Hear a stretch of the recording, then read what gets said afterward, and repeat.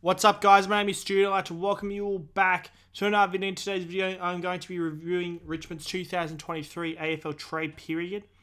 Now, it was a reasonably quiet trade period, but overall, it was a good trade period as we won every single trade, which is really good to see. Now, I'm just going to go through every trade and talk about it. So, basically, the first trade we made is that we got rid of Bigoa Nyon for pick 65.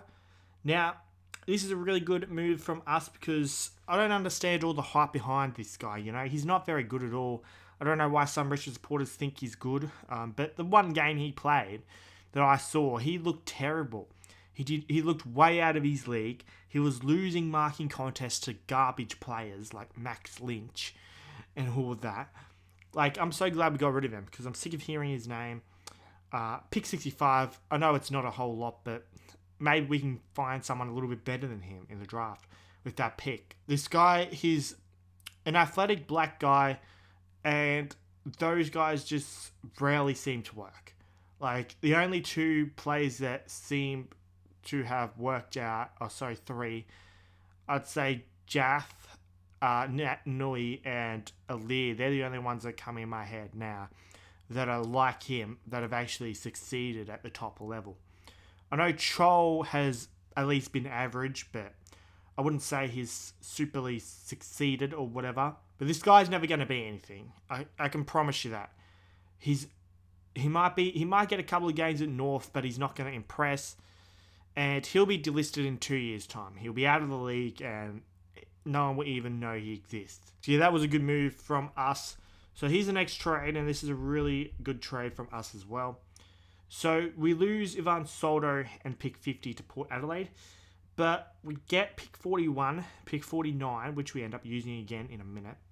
A future second round pick, which is Fremantle's, and a future fourth round pick, which is Port's. I honestly thought that at best we'd get a pick in the 50s, maybe late 40s for Ivan Soldo, but we managed to get a second round pick from Fremantle, so that pick could be in the 20s, maybe early 30s.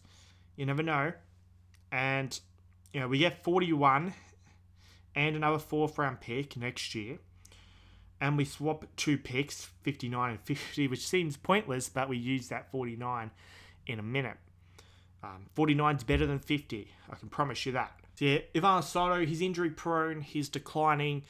So it's not the worst move. And it gives Samson Ryan more of a chance to develop, maybe. Soldo is probably going to be Port's number one ruck, and that's a problem because he cannot compete with the best ruckman. Believe me, having Soldo as your number one ruck is an issue. It's not going to work for Port, I can guarantee it, and he'll probably be injured half the time anyway. He's a good backup ruckman, but yeah, as your number one ruckman, when he goes up against teams like Melbourne and teams with really good ruckmen, he's going to get dominated. But anyway, the last trade we made is we received Jake Kaczynski and Hawthorn received our pick 49, which we got from Port. As I said, pick 49 was about to be involved again. So that's a really good trade in. A key forward who has shown potential in the past. Apparently he had a down year this year, but it doesn't really matter. He's a key forward. Key forwards take longer to develop. And he's 23, so he's not in his prime yet. If he was a midfielder, yeah, he'd be pretty much in his prime. But key forwards don't enter their prime till about 26, 27. So still got a few more years of watching him develop into a star, hopefully.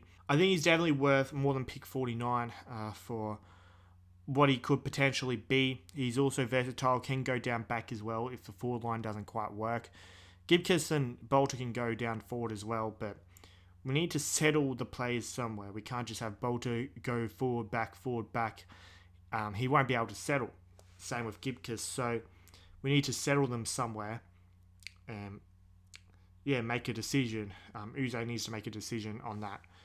So I think bringing Kaczynski is really good. We really need another key position player.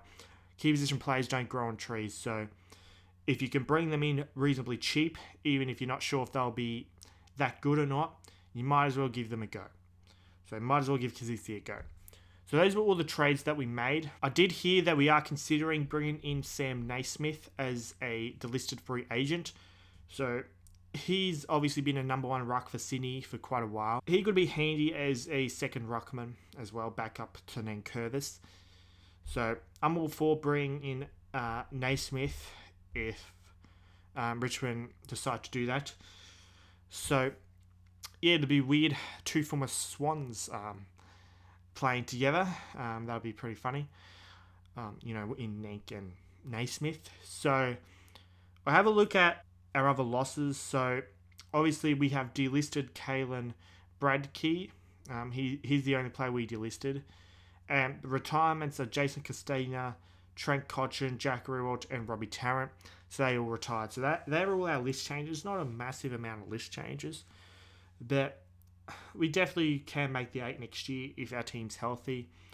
A healthy team, we're definitely making the 8. Especially if we've got Tom Lynch back at his best. We can get Gibkes back. That would be really good as well. We need Gibkes playing healthy if he's going to be a good player long term. So yeah, but anyway, that's my review. Tell me your thoughts in the comment section. We were quiet, but we didn't have many picks to work with. But I think we did well with the trades we were involved in. Tell me if you think Sam Naismith will be a good in. You feel like Samson Ryan needs a couple more years to develop a bit. I think he'll be good, but he's just not quite there yet. He's still around 20, 21 maybe years old, something like that. So Naismith obviously being there as insurance would really help us. So I guess that's it. I hope you have enjoyed this video. Don't forget to subscribe, like, and comment for like this. Be sure to become a channel member. Just click the join button next to my name. Also, be sure to join my Discord server. It is called Australian Sports Community. Link to that is in the description.